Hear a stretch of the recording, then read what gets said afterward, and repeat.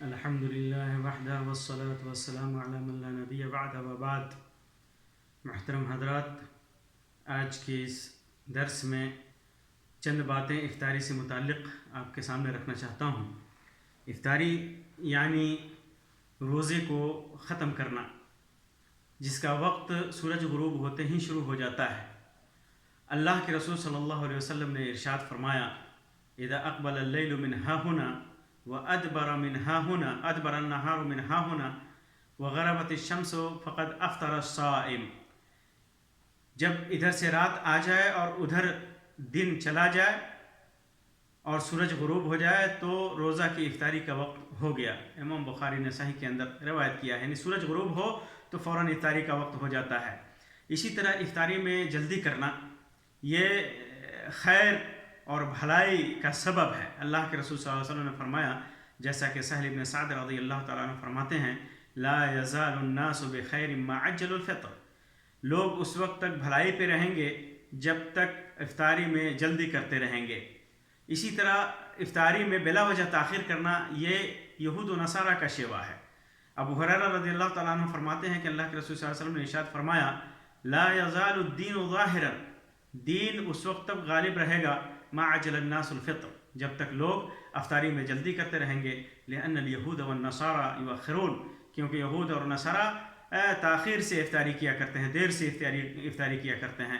امام ابو داؤد، ابن ماجہ، امام احمد، ابن خزیمہ، ابن حبان وغیرہ نے اسے روایت کیا ہے، اور امام البانی نے صحیح سنن ابی داؤد کے اندر اسے حسن قرار دیا ہے.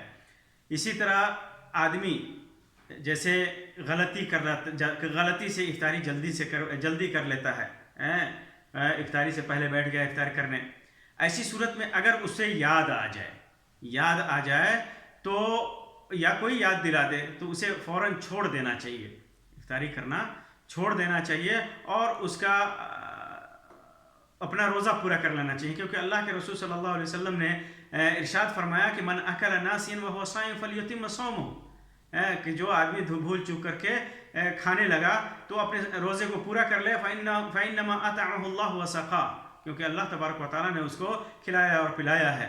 صحیح بخاری کے اندر یہ روایت ہے. اگر یہ سمجھ کر افطار کر لیا کسی نے کہ سورج غروب ہو گیا ہے، بہت سارے مسئلے آج کل کے زمانے میں تو نئی ٹیکنالوجی ہے، گھڑیاں ہیں، سب کچھ ہے، انسان کو اس میں بہت کم ہی غلطی ہوتی ہے. لیکن ایک وقت تھا کہ لوگ زیادہ تر ایسا ہوتا تھا جیسے سورج بدلی وغیرہ کی وجہ سے لگتا تھا کہ سورج غروب ہو گیا ہے. تو ایسی صورت میں بعض اہل علم نے یہ کہا تھا کہ اس وقت روزہ صحیح ہو جائے گا. اگر پوری قوم نے یا کسی نے یہ سمجھ کر کے سورج غروب ہو گیا ہے، پھر اس کے بعد پتہ چلتا ہے کہ نہیں سورج غروب نہیں ہوا ہے، تو کیا اس کا روزہ ہو جائے گا؟ تو اہل علم کہتے ہیں، حالانکہ دو گروہ ہے، بعض اہل علم کا کہنا ہے کہ نہیں روزہ نہیں ہوگا، پھر اس کی قضا کرنی ہوگی. لیکن بہت سارے اہل علم اس بات کے قائل ہیں کہ اس کا روزہ ہو جائے گا. اس سلسلے میں جو بنیادی روایت ہے وہ امام بخاری کی ایک روایت ہے جو ہشام ابن عروہ سے، جو فاطمہ سے اور فاطمہ اسماء بنت ابی بکر صدیق رضی اللہ تعالیٰ عنہما سے روایت کرتے ہیں کہ اللہ کے رسول صلی اللہ علیہ وسلم کے زمانے میں ہم نے ایک بدلی والے دن میں افطار کر لیا. جب کر لیا ثم طلعت الشمس، پھر بعد میں سورج پھر طلوع ہو گیا. قیل لہشام، تو ایسے یعنی اس روایت میں اتنا ہی بیان ہے کہ اس کے بعد اللہ کے رسول صلی اللہ علیہ وسلم نے حکم دیا قضا کرنے کا یا نہیں دیا، اس کا بیان نہیں ہے. پھر حشام سے جو کہا گیا فَأَمِرُوا بِالْقَضَاء، کیا قضا کا حکم دیا گیا؟ تو انہوں نے کہا کہ لا بد من قضا. حشام نے کہا کہ قضا تو ضروری ہے ایسی صورت میں. لیکن معمر کہتے ہیں کہ سمعت حشاما یقول، حشام کو یہ بھی کہتے ہوئے میں نے سنا لا ادری اقضوا ام لا، میں معلوم نہیں کہ انہوں نے قضا کیا یا نہیں کیا. اسی وجہ سے ائمہ اس بات کے قائل ہیں اور بہت سارے علماء اس بات کے قائل ہیں کہ اس روایت میں قضا کی صراحت نہیں ہے. اگر صراحت ہوتی یا لوگوں نے قضا کیا ہوتا تو اس کا بیان ضرور ہوتا. جب بیان ضرور ہوتا تو ہم تک ضرور پہنچتا. اور اس روایت میں اس بات کی صراحت نہیں، وضاحت نہیں ہے کہ قضا کیا یا نہیں کیا، اور یہ غلطی کی بنیاد پر ہے. غلطی کی وجہ سے لوگوں نے افطار کر لیا تھا اور بعد میں سورج نکل گیا. لیکن بہت سارے علماء کہتے ہیں کہ احتیاط کا تقاضا یہ ہے کہ آدمی اس کی قضا کر لے، یہ زیادہ مناسب ہے کہ شک دل میں نہ رہے کہ پتہ نہیں روزہ ہوا یا نہیں ہوا۔ اسی طرح روزہ میں وصال سے منع کیا گیا ہے۔ وصال کا مطلب ہوتا ہے کہ آدمی، بہت سارے لوگ قدیم زمانے میں اور آج جو دینداری کے زیادہ ڈھڈورا پیٹتے ہیں، وہ کہتے ہیں خوب روزہ رکھو اور جتنا زیادہ مجاہدہ کیا جائے، محنت کیا جائے، اتنا ہی زیادہ روزہ قبول ہوتا ہے۔ تو اس سلسلے میں وہ وصال کرتے ہیں۔ وصال کا مطلب افطاری نہیں کیا، پھر سحری نہیں کھائی، دوسرے دن روزہ رکھ لیا۔ تو وصال جو ہے یہ منع ہے، اللہ کے رسول صلی اللہ علیہ وسلم نے منع فرمایا، جیسا کہ عبداللہ بن عمر رضی اللہ تعالیٰ عنہ فرماتے ہیں کہ اللہ کے رسول نہا رسول اللہ صلی اللہ علیہ وسلم عن الوصال، اللہ کے رسول صلی اللہ علیہ وسلم نے وصال سے منع فرمایا۔ تو لوگوں نے کہا کہ اللہ کے رسول صلی اللہ علیہ وسلم آپ تو وصال فرماتے ہیں، وصال کرتے ہیں، روزہ لگاتار رکھتے ہیں، تو فرمایا کہ انی لست مثلکم انی اطعم و اسقی، اللہ میں تمہارے جیسا نہیں ہوں، مجھے اللہ تبارک و تعالیٰ کھلاتا ہے اور پلاتا ہے۔ صحیح بخاری کی روایت ہے۔ اسی طرح ابو ہریرہ رضی اللہ تعالیٰ عنہ کی روایت میں بھی ہے کہ اللہ کے رسول صلی اللہ علیہ وسلم نے وصال سے منع فرمایا، تو لوگوں نے، ایک آدمی مسلمانوں میں سے ایک آدمی نے کہا کہ اللہ کے رسول صلی اللہ علیہ وسلم آپ تو وصال کرتے ہیں، تو اللہ کے رسول صلی اللہ علیہ وسلم فرمایا وَأَيُّكُمْ مِثْلِي إِنِّي أَبِيتُ يُطْعِمُنِي رَبِّي، تم میں سے کون میرے جیسا ہے، میں تو ایسا ہوں کہ میں رات کو سوتا ہوں تو میرا رب مجھے کھلا دیتا ہے۔ امام بخاری نے اس کو روایت کیا ہے۔ افطاری کے آداب میں سے یہ ہے کہ وہی آداب ہیں افطاری کے بھی جو کھانے پینے کے آداب ہیں، بس فرق یہ ہے کہ یہ سورج غروب ہونے کے بعد کھانا ہے، اور جو کھانے پینے کے آداب ہے ان کی بھی رعایت کرنی چاہیے، جیسے بسم اللہ پڑھ کر کھانا، داہنے ہاتھ سے کھانا، جو کچھ سامنے ہے اس کو کھانا، میسر ہو تو کھجور سے افطار کرنا، اعتدال کے ساتھ کھانا، وغیرہ وغیرہ۔ اس سلسلے میں حرام چیزوں سے بہت سارے لوگ افطاری کی شروعات کرتے ہیں، یا حرام کی اتنی للک ہوتی ہے کہ وہ فوراً کچھ ہلکا پھلکا کھا کر کے اس کی طرف دوڑتے ہیں، جیسے بیڑی، سگریٹ، تمباکو وغیرہ کے جو عادی ہوتے ہیں، حقہ وغیرہ کے، وہ ان کو چین نہیں ملتا ہے، جبکہ انہیں ایک سوچنا چاہیے کہ اللہ کی عبادت کر رہے ہیں، یہ اچھا موقع ہے کہ ان حرام چیزوں سے چھٹکارا اور نقصان دہ چیزوں سے چھٹکارا پایا جا سکے۔ اسی طرح افطار کے وقت میں دعائیں قبول ہوتی ہیں۔ آداب میں سے یہ ہے، ابو ہریرہ رضی اللہ تعالیٰ عنہ کی روایت ہے، اللہ کے رسول صلی اللہ علیہ وسلم نے فرمایا ثلاثۃ لا ترد دعوتهم، 3 لوگ ایسے ہیں جن کی دعوت رد نہیں کی جاتی، الامام العادل، انصاف پسند، انصاف کرنے والا امام، والصائم حین یفطر، اور وہ روزہ دار جو افطار کرتا ہے، جس وقت افطار کرتا ہے، ودعوت المظلوم، اور جو مظلوم ہے جس کے اوپر ظلم کیا گیا ہے، اس کی بد دعا۔ امام ترمذی نے اس کو روایت کیا ہے، امام البانی نے صحیح ترمذی کے اندر اس کو صحیح قرار دیا ہے۔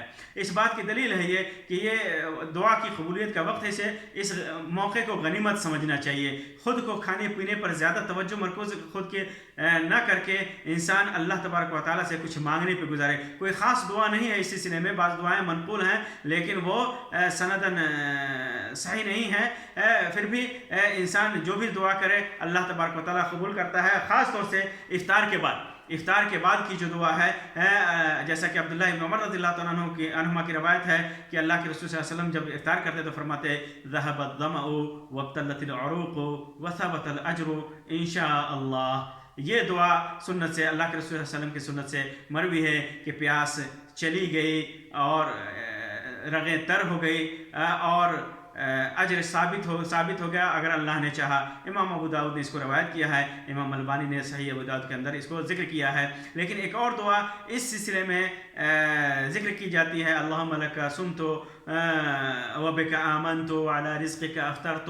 یہ دعا اکثر عام لوگوں کے زبان زد ہے، لیکن یہ دعا صحیح نہیں ہے، یہ روایت ضعیف ہے۔ اس کے مقابلے میں جو ذهب الظمأ والی روایت ہے وہ صحیح ہے، اسے کرنا چاہیے۔ اسی طرح اللہ کے رسول صلی اللہ علیہ وسلم جیسا کہ فرماتے ہیں انس بن مالک رضی اللہ تعالیٰ عنہ کہ اللہ کے رسول صلی اللہ علیہ وسلم کھجور سے افطار کیا کرتے تھے، تو جیسا کہ میں نے بتایا کہ اگر میسر ہو تو کھجور سے افطار کرے، اگر میسر نہ ہو تو پانی کے چند گھونٹ ہی لے لے، جیسا کہ امام ترمذی نے اس کو روایت کیا ہے۔ اسی طرح خود روزہ کرنا یہ تو نیکی کا کام ہے. انسان سنت کی اتباع کرتے ہوئے اللہ تبارک و تعالیٰ کے رزق سے افطار کرتا ہے.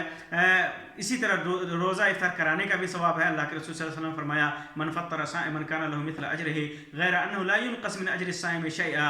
امام ترمذی نے اس کو روایت کیا ہے کہ جو آدمی کسی روزے دار کو افطار کرائے تو اس کو اسی کے جیسا, اس کے روزے کے جیسا اجر ملتا ہے, ثواب ملتا ہے, اور اس کے یعنی جس کو افطار کرا رہا ہے اس کے ثواب میں سے, روزے کے ثواب میں سے کچھ کمی بھی نہیں کی جاتی ہے. اسی طرح روزہ افطار اگر کوئی کرواتا ہے, کوئی دعوت دیتا ہے, وہاں پہ جاتے ہیں تو اس کے لیے دعا کرنی چاہیے. اللہ کے رسول صلی اللہ علیہ وسلم دعا کرتے تھے افطر عندکم الصائمون واکل طعامکم الابرار وصلت علیکم الملائکہ. تمہارے پاس روزے داروں نے افطار کیا, تمہارے کھانے کو نیک لوگوں نے کھایا, اور اسی طرح تمہارے لیے فرشتوں نے دعا کی. امام احمد نے اس کو روایت کیا ہے, اور امام البانی نے الکلم الطیب کے اندر اسے صحیح قرار دیا ہے.